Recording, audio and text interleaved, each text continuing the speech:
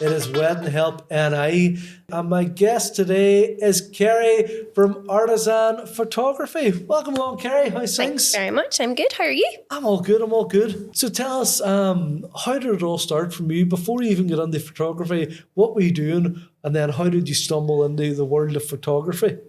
Well, I suppose actually, this story goes way back. You'll be here all day. Go for it, tell me.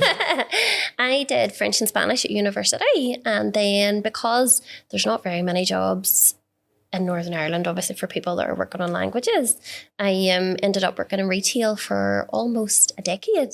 Right. And got a bit fed up with retail. I'd gone as far as I could go. I was a store manager at that stage. Didn't really fancy becoming an area manager. So I went and got a job at a magazine. And the magazine that I was working for, they basically had me styling the photo shoots. So putting all the outfits together, getting the models sorted, doing front covers, all that kind of thing. So it was actually lovely work. I was really enjoying it. And a couple of the photographers that were working on the shoots with me, were great girls. I was fascinated by what they were doing. And my kids were small. So, I was thinking to myself, it would be great to be able to take better pictures, of your own children.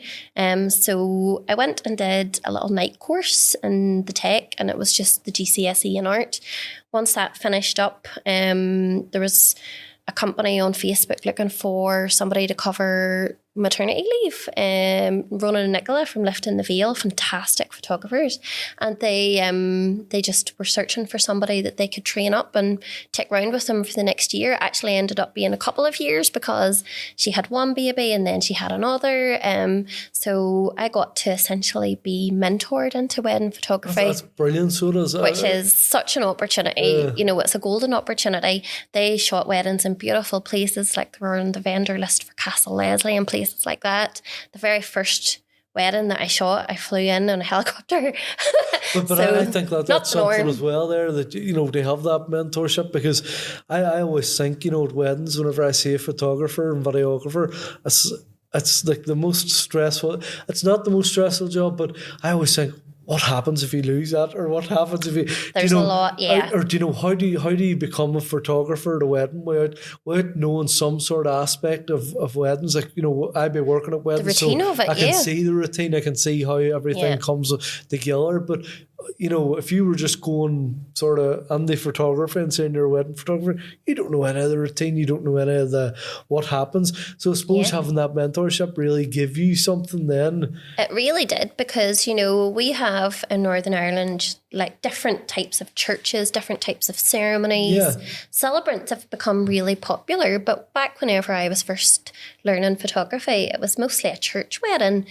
Church of Ireland's different to Presbyterian. Yeah, of course. So you're going in and you're learning when you can move, when you should switch to the other side, when you're actually allowed to go, because you're not allowed to go in certain places in certain churches. So it was great. And also I was getting constant positive feedback on what I was doing. He was making suggestions to me, never ever gave me any criticism. So it helped my confidence.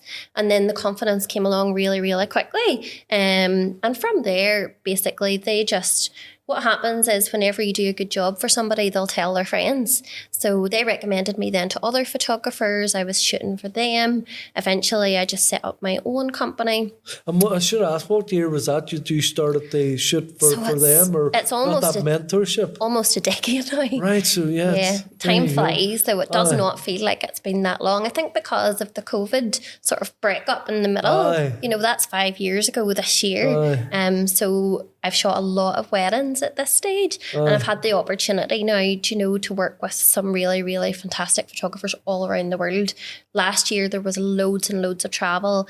29 out of the 52 weeks of the year I was abroad. There you go, that's amazing. Yeah. So photography can take you lots of places. And when did you set up then Artisan? When did you set that up then as like a business? Or so I, after a while, realised that couples who were inquiring with me probably didn't want to be seeing the other things that I was doing, like branding, commercial photography. You know, lots of my wedding clients then come to be family clients, so I'll photograph their children. We have a studio, so we can do portrait photography and that as well.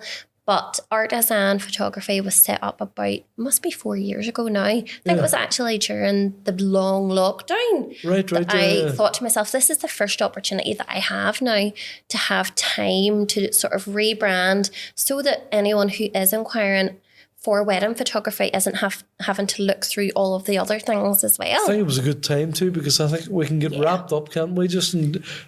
Life's all go. So in a way, COVID for that sort of thing, to get that it was just the opportunity. Time is the hardest thing to find, because for photographers, I think we're different to lots of other wedding vendors in that after the day is whenever we have most of the work to do.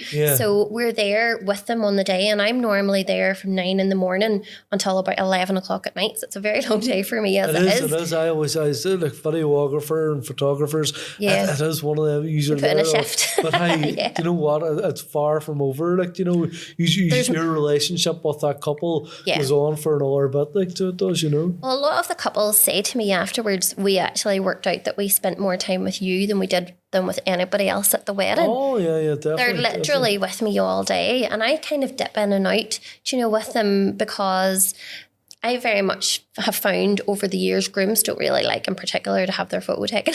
Yeah. Actually, lots of couples just in general don't love having their photo taken. So I only take photos for 5 or 10 minutes during the day with them, and then we go back out again after dinner, and that's a lot of the time whenever I'm taking the photos that they really love. But they're nice and relaxed. There's probably great advice there as well for couples. Like, you know, like I sort of know whenever me and the wife got married, we sort of knew the setup of weddings, if that makes sense. Yeah. And we knew that we didn't want to be spending all day doing photographs.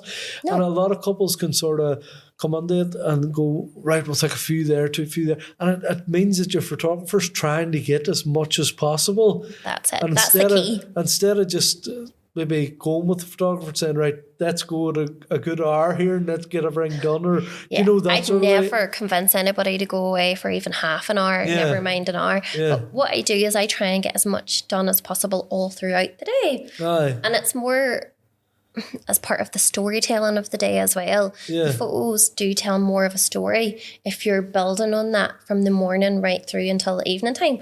Some photographers like to take off after the first dance, but I actually like to stay for a wee while, because I find that's whenever you're really seeing people at their true selves. Well, they're starting to get the ease in, they have a few drinks. They've relaxed. They've relaxed a bit as well and got more on it, you know. And then by that stage, you're part of the day as well. But I really like the dance floor, and I like the evening part of the wedding. So it suits me to kind of be around, you know, all day long. I have in the past, like a long time ago, shot weddings where you just turn up at the church. You haven't been with people in the morning time, and then you sort of feel like an outcast, you know, for the rest of the day, because you haven't been involved. Prep and all important as well. Very important for me, especially if there's children involved in the wedding. Can be a lovely time, I suppose. You know, I get to kind of be around them. Like, I'm very conscious just of the fact that they don't really like a camera either, you know, being pointed at them. I'm a stranger at the end of the day, and lots of my couples now have children of their own. So, you know, you're there in the morning time. You're part of the day. They get used to you being there. So whenever you want the important photos later in the day, then they're on board with it because they know who you are. You're not just some random stranger. And do you offer them the services as like a second shooter and stuff as well? To maybe? Yeah, it is. It's been increasingly popular, I think, as time has gone on. And, you know, sometimes I'm shooting weddings with a bride and a bride, groom and a groom, you know, a bride and a groom. So whenever you're photographing weddings where you've got two grooms getting ready, you know, different rooms but in the same location, it makes sense sometimes so that there's full dedication to both people in the couple to have, you know, a second shooter. Sometimes you know, you've got a couple who are from two different sides of the country and they're meeting at a ceremony in the middle. Yeah. So they both want to be in their parents' homes for prep, and it's impossible for me to be in those two places. So I will have a second shooter. It's always somebody that I've worked with over the long term. I don't really like bringing in anybody that I don't know what their photography's like or what they're like to work with, because it's really important that both of them have the same experience. Yeah, of course. A good experience all throughout the day, and that the photography is consistent as well. Of course. Because my photography, like I do a lot of black tie weddings. There's a style to it. And do you know what? I suppose that's a thing as well. And every photographer, you know, it's a minefield. It's a minefield. So, you know, that would be a great bit of advice. What sort of style are you looking for? So figure that out, and then maybe, you know, start looking then. You know, would you say that's important to figure out what style you're looking and then try and sort of match to that? Or I do think it's really important. And this is something actually whenever someone's coming to me via a referral, you know, maybe I did their cousin's wedding or whatever, and I always am interested to see if they've looked through the website, because Instagram's only showing you a tiny little bit. It's the best part of our world, isn't it? It's like just a moment out of a 13-hour day. It's not really showing anybody what they need to be seeing from a photographer. I have like a really lovely studio with a wee potbelly stove and a sofa and a big TV that whenever couples come in, if they are getting married in Drina, I'll put up I'll load up 2 or 3 Drina weddings so they can see through the entire gallery. What country are you based on? I forgot to sort of Ulster, so I'm right in the middle, so it's handy. Travel anywhere, anybody in Northern Ireland is with me in less than 2 hours, you know, like more like an hour maximum from just about anywhere. So I like for people to come in because I want to make sure that the photography that I do and the way that I do it as well suits their plans. You know, because every wedding is different. The people are different. Small weddings have a completely different energy to really big weddings. And I really love like the big weddings. I think is where I probably do my best work, because I love the energy of them. You know, all the numbers, all the crack, like everything that's going on. Anytime DJ McGiggs is at a wedding, like that's my kind of wedding. You know, the big energy ones. So I particularly enjoy those. Every now and again, I get like a smaller, more low-key city weddings, you know, cafe present maybe afterwards for a few hours, and they're lovely as well. You know, we've got nice variety in what we do here. We get like huge weddings, and then we have like some smaller weddings too. But I definitely think that, like personally, I could say that I love the big ones probably the most. Can you sort of help then if say they were looking at videographer, is that something you could recommend, that, you know, somebody that you work with a lot, or somebody that, you know, is that something you could help out with then as well? A lot of people are asking you for recommendations for everything because they know that the photographer's there all day. So we see the florist, we see the people who are styling the room, we see the band. Like, there's not very many vendors who are actually there the entire day. No, definitely not. So we're probably asked more than any other vendor, you know, for recommendations. And every couple as well. You can't just recommend the same people to everyone, because everybody's different and what they're going to be looking, you know. I mean, if you're getting married in Cabra Castle, you're going to want a really good drone operator that can get some really nice shots from above the castle or whatever. Some people want traditional wedding film, full speeches filmed. They want to be able to hear, you know, all of the different parts of the day rather than just a highlights film. And I think probably that's what I'm trying to find out from them. So that's why it's nice when they come in, because sometimes it's an opportunity for the conversation to kind of start up between the two of them as well. Where did the name come about for the business? How did you come up with that? I don't remember. Is that just something you went with? I actually, do you know what? I probably saw it on a biscuit packet or something, the Artisan Bakery or company or something. But I do remember thinking I really like that because, you know, there's lots of artists in my family. And even my son, like, he's a really, really, really good artist himself. And it sort of runs through the family, do you know. And I remember thinking, I really like that because it's kind of bringing in, do you know, the heritage of family as well. I suppose you're seeing it more as a creative sort of thing, is that right? That's it. There's lots of different types of photographers. I really love, you know, really classic, timeless black and white photography. And there's quite a lot of that in my work. But whenever people come to see me, that's a question that they always ask as well. roughly how many photos would we get in colour and how many would we get in black and white? And actually, they're getting most of them in colour. Yeah. But it's the really emotional photos, and they're the ones that you tend to show on Instagram, like the really striking photos. You know, whenever you show something in black and white, it strips away all of the extra. And it's just really sort of showing the people off. And that's what I really like about it. But the name, I don't remember. It just came about. Yeah, it just came from somewhere. How have you found the Wedding Help platform? How have you found that for your business? I definitely don't use it as much as I should. Right. But there is a reason for that last year. So it really sort of kicked off, you guys, everything that you were doing last year.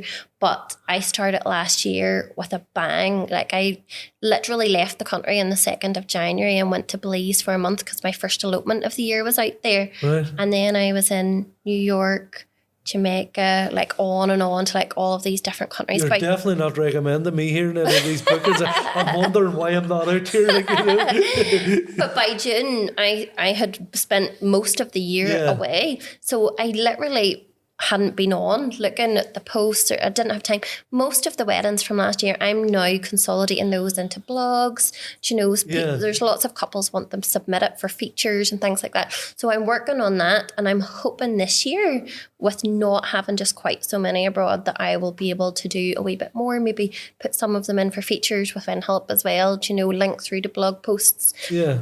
I have had a lot of work to do with the website because there was just so much work completed, but not actually. Whenever you're focusing on having the edits perfect for clients, you know, making sure that things are within deadlines and schedules and stuff like that, then it's not really leaving you extra time to be marketing yourself or promoting yourself. But because most of my clients come via referral from either wedding planners or previous couples, or photographers. A lot of photographers recommend me as well. One of my weddings last year in Portugal, I had met one of the Red Bull photographers in a workshop. Right, and it was friends of hers that were getting married, Dublin couple. But they were getting married in Portugal, and I was the first person she thought of because she knew I did lots of weddings abroad. Oh, brilliant. So that's how a lot of it comes. Whenever people know that you're used to traveling, you know, about getting visas and all of that sort of stuff, you know, because it's not just straightforward. You can't just get on a plane with your camera gear. You know, you have to have an Irish passport, be flying from Dublin normally rather than coming, you know, out of the UK because, you know, with Brexit, it just got a wee bit more complicated. The EU thing, yes. Yeah. That's it. So there's a wee bit more to it than what people think. And then, would you say, sorry, that's your specialty then, the weddings abroad, or do you want you obviously you'll do weddings here as well, like, and I hopefully over the next couple of years will have more at home because my children are now doing GCSEs and A-levels, so this is an important time for me to be home a wee bit more. And I would like to be back. Now, I do a lot of weddings in the Republic of Ireland too because there's lots of castles down there. Because some beautiful venues. If I specialise in anything, it seems to be black tie weddings. I can't remember the last time I saw a blue suit. It's been ages. So I have a lot of castle weddings and black tie weddings. So obviously Darver, Cabra, everything that's just over the border. Even Ballymagarvey, you know, a lot of those places. Drina would be my main venue here, probably in Northern Ireland, and the Rabbit. But yeah, it would be lovely to be back here a bit more. Yeah. Hopefully. And where can people find you on the socials? Where can they go and look to find you online? I definitely post more to Instagram than I do to Facebook. I think I actually gave up on posting to Facebook in June last year because I just had so much on. Right. They'll find the work on Instagram, and I would be better at posting to Instagram stories now than what I would be. And that's Artisan Photography. So it's the Artisan Photographer, but actually on Instagram it might be the Artisan Photography. Right. You could be right. Maybe I'm not. I'm just taking a thing. It's like 4 years since I signed up for it. So, but yeah, they'll find me if they type in even just the Artisan, it starts to come up. So they'll find me there. Perfect. And have you a website as well? I do, yes. And I'm constantly trying to update because we have a section on there called Recent Weddings. Right. I did some really interesting ethnic weddings, like a Ghana couple, you know, some really cool weddings abroad last year that I meant to put up, and I still haven't had the opportunity to. But January and February, I don't tend to book in weddings. It's really just elopements. And that's something that's grown, you know, as well. A lot of eloping couples are from outside Northern Ireland, but I noticed them using the Wedding Help group. Well, and some of them good. have come to me through the group as well. It's a huge group, and it's great to get out there as well. And there's lots of couples coming on to it. And I think as well, because you can get the advice and you're getting the right advice, because there's so many, there's so many group experts on there. There's and all our suppliers, of course, are approved as well. So and they all know each other. The nice thing about whenever you recommend somebody in there, we all work together at weddings. Yeah. I've met you at weddings, 4 or 5 times. Whenever people say to me, who would I have as a hypnotist, like, your name's already in my head. It's the same for magicians, entertainment, music, and for the ceremony or for bands or whatever. You see people that's out and we see it firsthand. Doing weddings, that sort of in the industry, or weddings is their main bread and butter as such, which I always think if somebody's doing entertainment and their main bread and butter is weddings, well, they know what they're doing and that sort of thing, It's definitely come on so much, since it's been taken over. There's a lot more put into it, and even what's happening now, what Christopher is doing by having more interactive stuff at the wedding fairs, and I just think it's great to see the effort that's being put into it. It's a fantastic platform. Even the background, and we talked about it in every episode, there's a background part for us vendors and that wee community, and to have that wee bit of support from all our vendors is good too. So it is, Yeah, it's definitely going the right way. And I was one of the first to sign on back at the beginning. I probably use it the least out of all the photographers. You need to be posting more. You need to be posting I definitely should be posting more. And this year I am planning. Now, in saying that, I think I said the same thing last year, and then I ended up away. With destination weddings, it's a much shorter booking frame. So people here are normally saving up and having their wedding in 2 years' time, sometimes 3 years' time if it's big numbers. But I mean, I got a text message on Instagram last night from a wedding planner actually, and she's getting married in Nashville in June. Right. So she was saying, have you been to Nashville for a wedding? Does she need a hypnotist in Nashville, June? Is it something she's been looking at? Or I'll tell her all about you. I think it's only going to be 4 people at the wedding. So well, that's no problem. Might not be the one for you, but I recommend you to everybody else.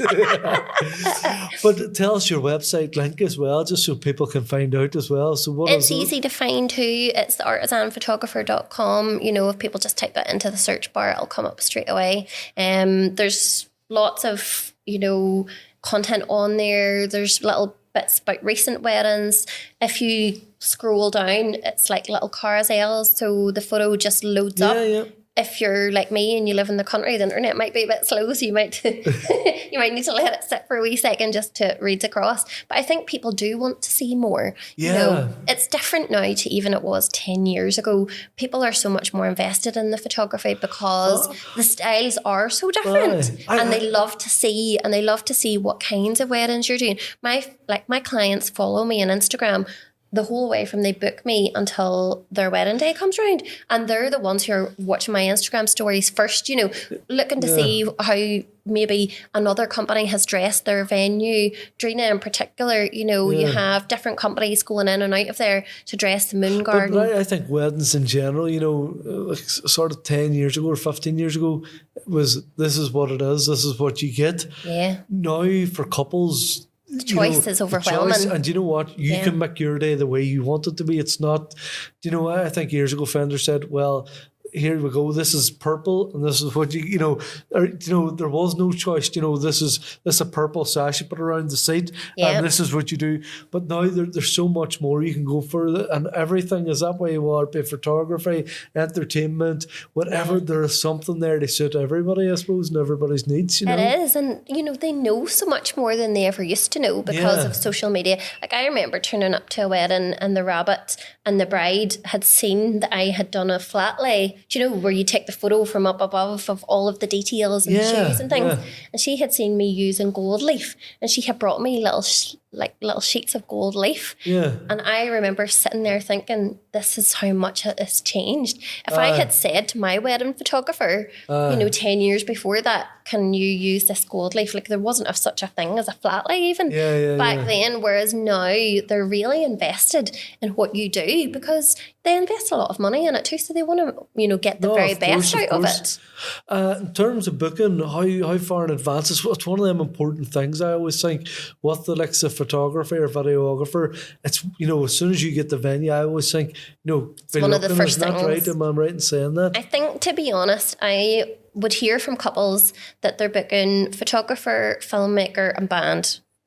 Straight off the bat whenever they do their venue, because we seem to be the people that book up the earliest. Definitely. Yeah. And I think a lot of photographers now are not doing huge numbers of weddings because, there's more of an expectation on us now to give more. Yeah. So when I got married, I think I got 150 photos back from my photographer. Now people are expecting way more than 500 photographs. So you need to limit how many you can do in a year just to make the ones that you're doing perfect, isn't that right? So that they can be super high quality, then you can't be doing lots and lots and lots of weddings. So that is something that people do need to keep in mind. If they love somebody's work, don't hold back and wait a few months to, book it. Sometimes at this time of the year, I'd be getting all of the emails in, and somebody emailed me 2 weeks ago, but they didn't come back to me for an appointment, and then they've come back to me 2 weeks later and their date's gone. And you know what? You see so much of that, especially at this time of the year. This time of the year is very busy with people inquiring and booking.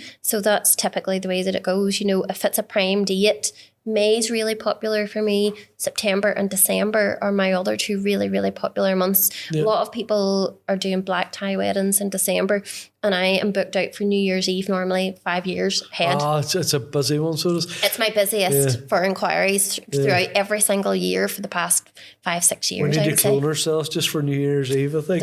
I know, I only have these pair of hands.